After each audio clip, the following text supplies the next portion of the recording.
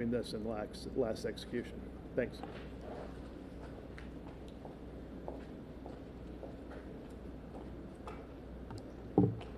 Good morning, I'm Kelly Henry, and I'm lead counsel for Byron Black. I agree with everything that everyone said about what happened inside the official witness room, but I want to share with you what happened this morning and what happened before the curtains opened. I was with Byron this morning from about 6:45 until 9 a.m. And then again, the spiritual advisor and I were called in to witness the cell extraction and the strap down and the IV insertion. We had a church service this morning with the spiritual advisor and myself and Mr. Black. She gave us Holy Communion. We read scripture and shared stories. I asked Byron about whether or not he was going to want to give a final statement, and he said, you know, I've always been shy. That's just not who I am. I don't want to say anything out there, but he had some messages that he wanted delivered that I'd like to deliver. He wanted his family and friends to know, and this is a quote, "I love you, and I won't never forget you. All of our relationships have been very special. It was my pleasure in meeting everybody and the way we connected with each other. God bless you, and thank you." And to his legal team, who I know is watching this live stream, keep doing what you're doing. God gave you a gift. You have power, and I can feel it. At 10 a.m., the spiritual advisor and I were invited back into the area where Mr. Black was kept in his cell. He was seated on his bed upright.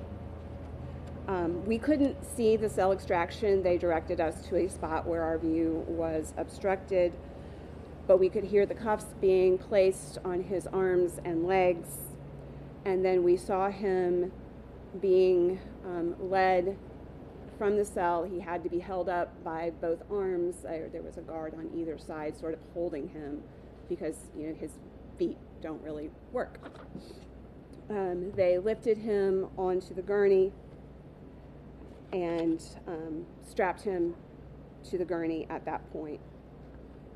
At 10:07, we entered the execution chamber, where they began the process of strapping him down. That process took from 10:08 until 10:14.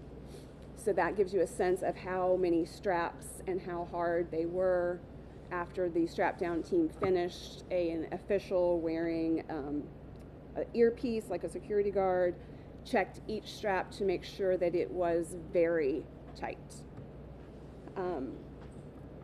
At 10:15, the IV team came in to begin the process of putting in the IVs. The IV on the right side seemed to go in okay. There was a lot of blood from that site, but they cleaned it up pretty quickly, and I didn't see any blood continue to ooze. That was not the case on the left side.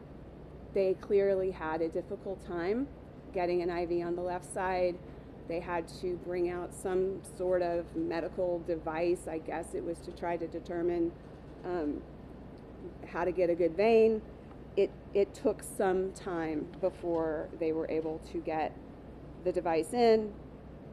It was at 10:27 in my notes that the device was finally in.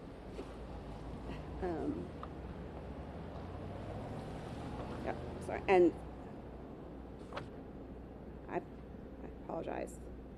It was 10:25 when they finished the second IV. And at some point when they were trying to hand the IV person on the left side, they started to hand her a blue syringe, and she asked for a pink one. I have no idea what that means, but I'm just letting you know. She gave some sort of signal by pointing her finger at 10:24, 10:25, she walked away. At 10:26, another member of the team wrapped Mr. Black's hands. At 10:27, they put 3 EKG strips on Mr. Black. At 10:28, they signaled that the EKG strips were in place. At 10:29 was when they put the sheet on Mr. Black. His spiritual advisor told him, "You're almost home." At 10:30, they started to tell us to leave the room. I heard the rest of what everyone else said. I heard him saying it hurt so much. I heard it hurt so much twice. I saw his stomach rising and falling. I heard sounds of difficulty breathing. I saw the rock at 10:36. At 10:38, I heard some noise that I thought sounded like breathing, but I just wrote in my notes, long breath sound. At 10:43, there was the notation that, or the announcement that he had been pronounced deceased. I would note that I'm told that in the past they've said no breath sounds, no heart sounds before declaring death. That was not said today. It was just that he was declared dead, and I have no idea if anyone looked at the EKG strips or where the EKG strip would be. It's not in the execution chamber. I was in that room. The strips for the EKG come out through the wall, and so whoever has the EKG tapes and is looking at the strips is not in the chamber. So if the doctor was in the chamber, he wasn't looking at the EKG strips when he declared death. We'll certainly be getting those EKG strips through subpoena, and there will be an autopsy. And I have a formal statement. What happened here was the result of pure, unbridled bloodlust and cowardice. It was the brutal and unchecked abuse of government power. It was the result of a failed criminal legal system that countenanced and even rewarded attorneys who told half-truths and untruths. Today, the state of Tennessee killed a gentle, kind, fragile, intellectually disabled man in a violation of the laws of our country simply because they could. No one in a position of power, certainly not the courts, was willing to stop them. And if you think that what happened today is just about one man, you are wrong. We are witnessing the erosion of the rule of law and every principle of human decency on which this country was founded. Today, it is Byron. Tomorrow, it will be someone you care about. The people who made this happen are not telling the public the truth. They should feel shame, but they seem incapable. I represented Byron Black for 25 years, and for 25 years, every visit with Byron was filled with stories of family. He would fill me in on the milestones of his sisters, nieces, nephews, aunts, uncles, and cousins. He was so proud of them. Every year since 1965, Byron's huge extended family would come from all 50 states for family reunions. Each of the 37 years he was incarcerated, they would remember Byron at those reunions, and his sisters would fill them in on gatherings. Last night, Byron spoke of the family reunion that he would have with his ancestors in heaven. I asked him what he thought it would be like to see his mom. He said, "She will run to me and pull me in my arms and say, 'Son, I've been waiting for you.'" Byron was a person who cared about other people. He was proud of the fact that he never missed a birthday. Each January, he would take out a makeshift calendar and write down everyone's birthday so that he could be sure and send them a card. His friends in Unit 2, who are hurting so badly today, would help him with this task. Last night, Byron spoke of the birthday cards and how people always appreciated them.